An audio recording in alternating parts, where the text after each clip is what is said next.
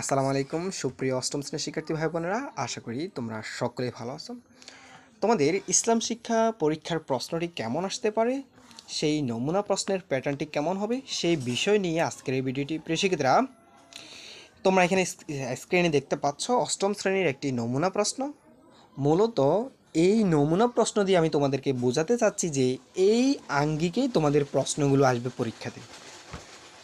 ঠিক এই প্রশ্নটা হুবহু আসবে এমনটা না, ঠিক আছে? আমি জাস্ট তোমাদেরকে প্রশ্নটার প্যাটার্নটা কি, কীভাবে প্রশ্নগুলো আসবে, কিভাবে তোমাকে উত্তর করতে হবে, সেই কৌশলগুলো তো তোমাদেরকে দেখিয়ে দেবো। এবং তোমাদের মূল যেই প্রশ্নটি, অর্থাৎ ইসলাম শিক্ষার যে মূল প্রশ্নটি, সেই প্রশ্নটি পরীক্ষার দিন রাতে কিন্তু প্রেরণ করা হয় বোর্ড থেকে।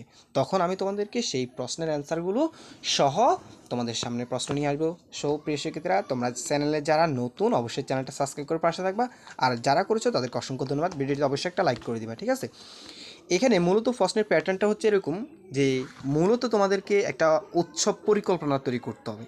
তো এক্ষেত্রে ধরো তোমরা নিশ্চয়ই ঈদে মিলাদুন্নবী, বিয়ে ইত্যাদি সামাজিক অনুষ্ঠানে গিয়েছো, আয়োজনে অংশগ্রহণ করছো। এরকম ইসলামী সামাজিক অনুষ্ঠানে তুমি ইসলামী যেসব রীতিনীতি পালন করছো বা করতে দেখেছো, সেই অভিজ্ঞতার আলোকে নিচের কাজগুলো করতে হবে। অর্থাৎ ধর্মীয় বিভিন্ন কার্যক্রমকে ঘিরে একটা পরিকল্পনা তোমাকে তৈরি করতে হবে। আমি যেমনটা বলছি, হয়তো এখানে ঈদ মিলাদুন না বলে অন্য কিছু থাকতে পারে, বাট একটা পরিকল্পনা তৈরি করতে হবে। পরিকল্পনায় কী কী?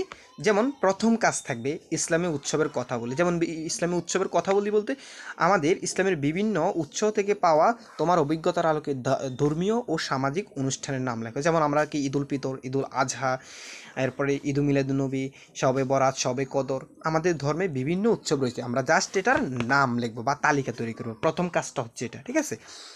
দ্বিতীয় কাজটা হচ্ছে কি, অভিজ্ঞতা বিনিময় করি, অভিজ্ঞতা একে অপরের সাথে কথা বল।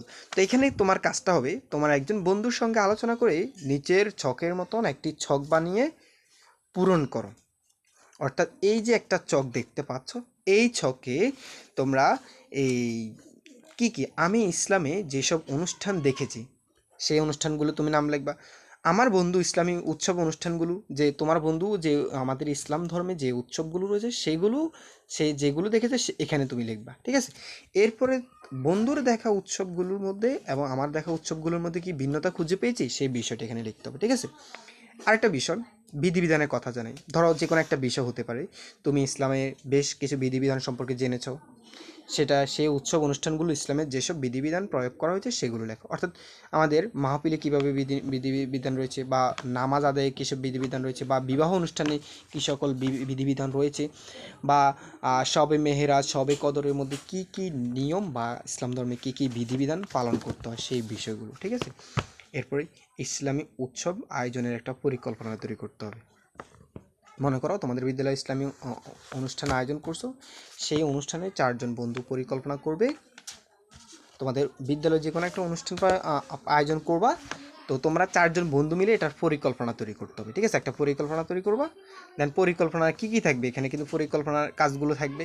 এখন উৎসব অনুষ্ঠান আয়োজন বিভিন্ন রকম হতে পারে, তারা এখানে নির্দিষ্ট করে দিতে পারে। জাস্ট এটা তো প্যাটার্ন, একটা প্রশ্নের প্যাটার্ন আমি তোমাদেরকে দেখাচ্ছি। তো এখানে সময়, স্থান নির্বাচন থাকতে হবে, অতিথি নির্বাচন থাকতে হবে, দায়িত্ব বন্টন থাকতে হবে, নিমন্ত্রণের চিঠি থাকতে হবে, অনুষ্ঠানের আলোচ্যসূচি থাকতে হবে, অনুষ্ঠানে কোরআন হাদিস আলোকে হামনাদ গান ইত্যাদি, ঠিক আছে? এই আলোকে মূলত আমি একটা প্যাটার্ন দেখাচ্ছি তোমাদেরকে, প্রিয় শিক্ষার্থীরা। তো এভাবে তোমরা তোমাদের বইয়ের ইসলাম শিক্ষা বইয়ের তোমরা যে কাজগুলো রয়েছে সেগুলো প্র্যাকটিস করে নাও। আশা করি তুমি একটা ভালো ধারণা অর্জন করবে। আর তোমাদের মূল যে প্রশ্নটি, সেই প্রশ্নটি অবশ্যই আমি পাওয়ার সাথে সাথে অ্যান্সার সহকারে তোমাদের সামনে ভিডিও নিয়ে আসবো। সব প্রিয় শিক্ষার্থীরা, সেই পর্যন্ত চ্যানেলটি সাবস্ক্রাইব করে পাশে থাকবা এবং ভিডিওটিতে অবশ্যই একটা লাইক করে দিবা। ধন্যবাদ সবাইকে।